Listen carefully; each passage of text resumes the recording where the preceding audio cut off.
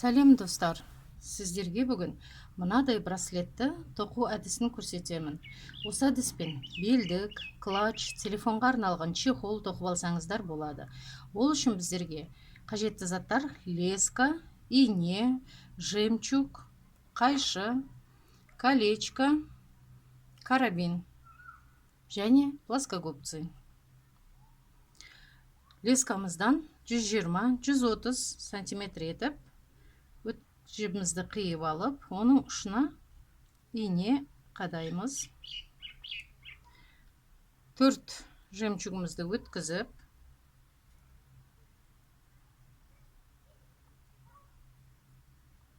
байлаймыз. Жібіміз шешіліп кетпес үшін 2-3 рет байлағанымыз дұрыс.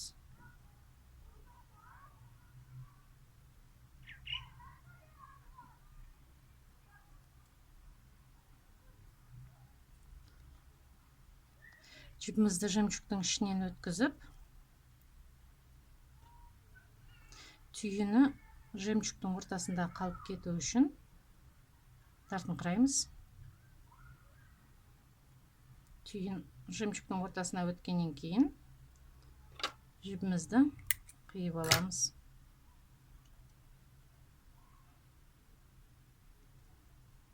Келесі жемчугке өтеміз.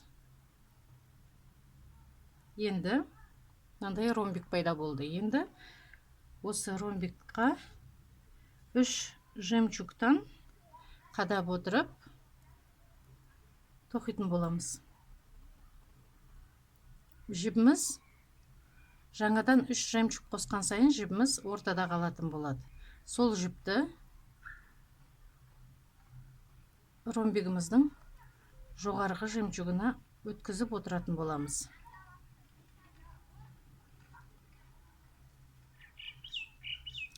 Сіздер білектеріңізді өлшеп, қажетті сантиметрге дейін тоқитын боласыздар. Ал мен сіздерге көрсету үшін бұны үлгі ретінде 4-5 сантиметр ғана тоқимын.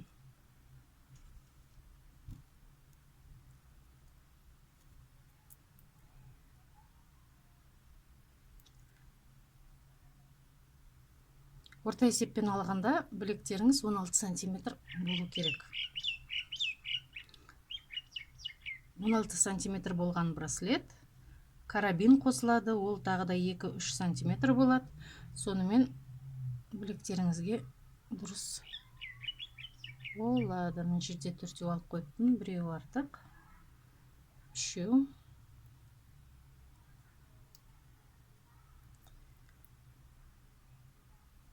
Ұмытпаңыздар, сіздер өздеріңізге қажетті сантиметрде ұзындықта тоқисыздар. Ал мен осы жерден тоқтатайын. Енді менің браслетімде 2 қатар тоқылған. Бізде 1 қатар. Енді екінші қатарға өту үшін жоғарғыдағы тұрған жібімізді жанындағы тұрған жемчугтан өткіземіз да жанына қарай ауыстырамыз. Дәл жаңағындай 3 жемчугпенен тоқимыз. Ромбигіміз пайда болады. Жібіміз 2 ромбиктің ортасында қалады. Сол жіпті жаңадан тоқылған ромбигіміздің астыңғы жемчугынан жоғары қарай өткізіп аламыз. Енді келесі тоқығанда 3 жемчугтың орнына 2 жемчугтан алатын боламыз. Себебі біздің бірінші қатарымыздағы моншағымыз тоқылған ромбигіміздің моншағын екеуін қосқанда ромбигіміздің келесі пайда болатын ромбигіміздің 2 моншағы бар. Біз оған 2 моншақ қана қосамыз.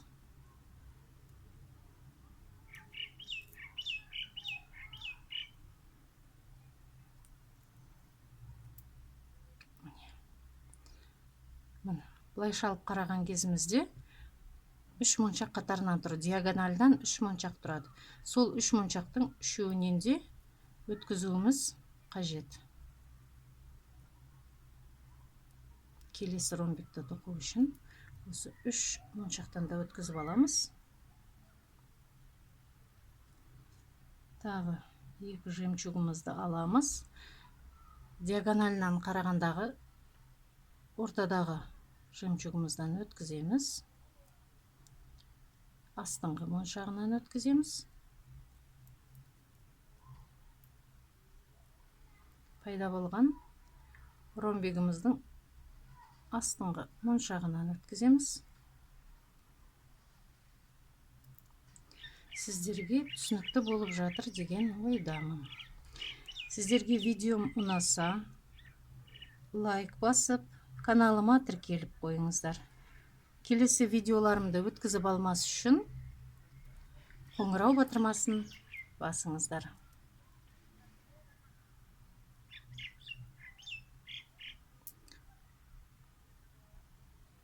Бастапқыда айтып кеткенімдей, сіздер өз браслеттеріңіздің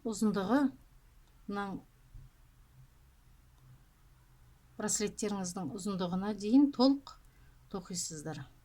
Осы әдістерменен толық тоқисыздар. Ал мен осы үлгім соңғы екі жемчугпен аяқталады. Сосын сіздерге карабинді қалай қадау керек екенін көрсететін боламын. Соңғы екі жемчугымды қададым. Соңғы ромбигім тарқатылып кетпес үшін тағы бір рет айналдырып өтемін.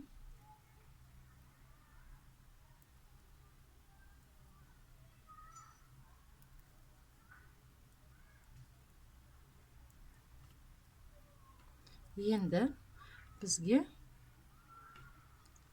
бисер қажет болады. Бір бисерімізді аламыз.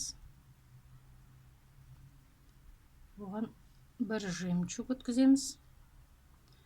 Қайтып бисерімізден екінші рет қайта өткіземіз. Жемчугымыздың жібін туралап өткізіп тоқтатамыз. Міне.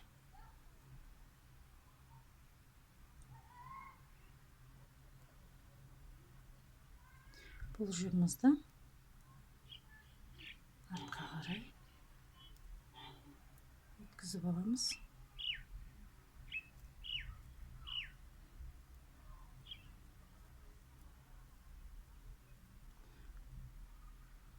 Осы жерден жібімізді түйіндейміз.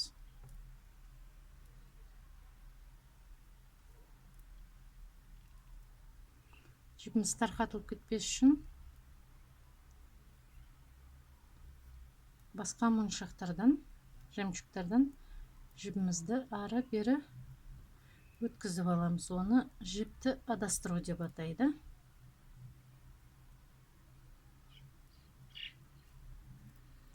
Енді жібімізді қиямыз. Міне, үш бұрыш пайда болды ұшы. Келесі кезекте бізде колечкамыздың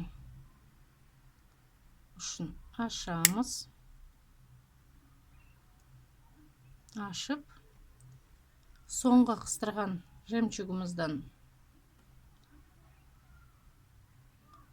өткіземіз.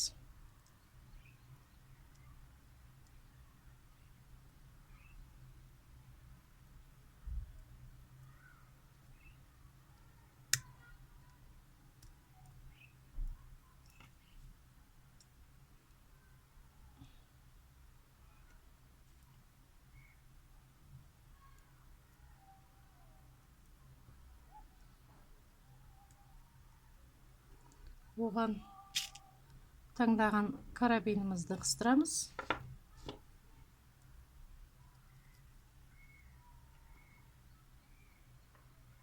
Басын біріктіріп қоямыз. Міне. Бір ұшы дайын болды.